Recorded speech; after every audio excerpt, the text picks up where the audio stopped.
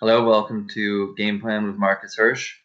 You can find Game Plan on DRF.com in the handicapping and PP section. It's a digital product we put out nearly every day with a number of handy features, one of which is the playbook section, where handicappers for the company pick horses from around the country that you might want to play. Had a good Derby day doing Game Plan last week. Had one horse for this video, Digital Age, who won, I think, paid 1920, and then latched onto another one after I had completed this video segment, Mia Mischief, who was $31 or something like that. So hopefully we can follow it up with a winner again on this Saturday. Didn't find a lot to choose from. I tried to generally pick tracks that I don't typically handicap on a day-to-day basis, but couldn't find anything I liked at any of those cards that I looked at. So I went to Pimlico Racecourse, which is started its short meet this week. I'm the analyst for the Maryland circuit. Laurel just ended last week. Pimlico started. One key thing that I was looking for, even in handicapping before the meet started, and that bore out in opening day on Thursday, was the switch from the Laurel turf to the Pimlico turf.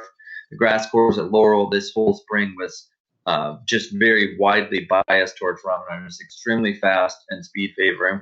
Sure, there were a couple instances where that wasn't the case, but as a general rule, that's how things played out. I thought the switch to Pimlico might generate a whole new set of results, and that was the case on Thursday's card. So looking forward to digging in, finding horses that were unable to close ground at Laurel and might be able to do so at Pimlico.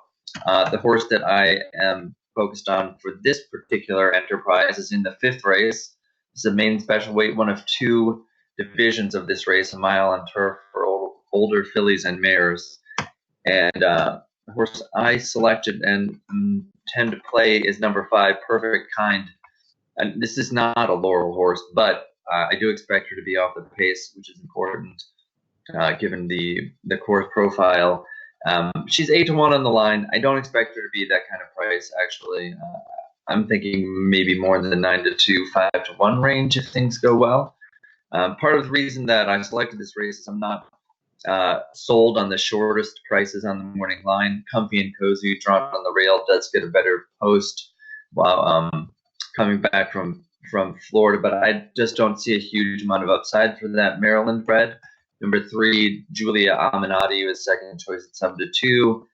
She made maybe a bit of a premature move, you might think, but here this was in her debut, April 19th at Laurel. Here we're getting back to that course profile where she did have the lead, clear lead at the stretch call, coughed it up, which is not something that a lot of horses were doing on the Laurel turf. I think that she's okay, but I don't think that she has a huge amount of room to improve. 4-1 June Ann, another Gulfstream horse. I don't see a ton there.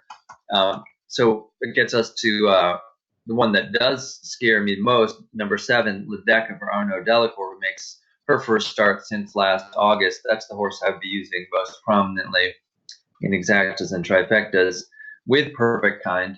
Now, Perfect Kind is trained by Graham Motion. They thought enough of this filly, West Point Thoroughbreds, as owner, to debut her at Saratoga, and that was a race that I particularly took note of because she closed from pretty far back, going a distance shorter than she probably wants to be third to the filly Concrete Rose, who, if you were watching Churchill last weekend, you saw beat the highly touted newspaper of record in newspaper of record's 3-year-old debut. Concrete Rose is a very good horse, and this was a solid debut from Perfect Kind. She went on to Kentucky Downs, which is a Euro-style course in Kentucky, made the lead, ran decently, got run down at the end in the full field there, and then got behind completely falls pace over a wet course at Belmont in her 2-year-old finale in October. Both of those, all 3 of her starts, in fact, were on turf. They came on turf less than firm. I'm thinking that she might be a horse that prefers firm going, and you might think that her Beyer speed jiggies are a little light for this group, but keep in mind those are late summer, early fall 2-year-old figures. She has every reason to improve and be a better horse this year. Graham Motion obviously is an excellent trainer with horses coming back from a break. Her work pattern I see is no holes in it whatsoever at nearby Fair Hill. I think there's going to be enough pace that she can settle in mid-pack and make a run. And if she progresses much at all on the sort of general form lines that I see from 2, she should be very competitive at 3.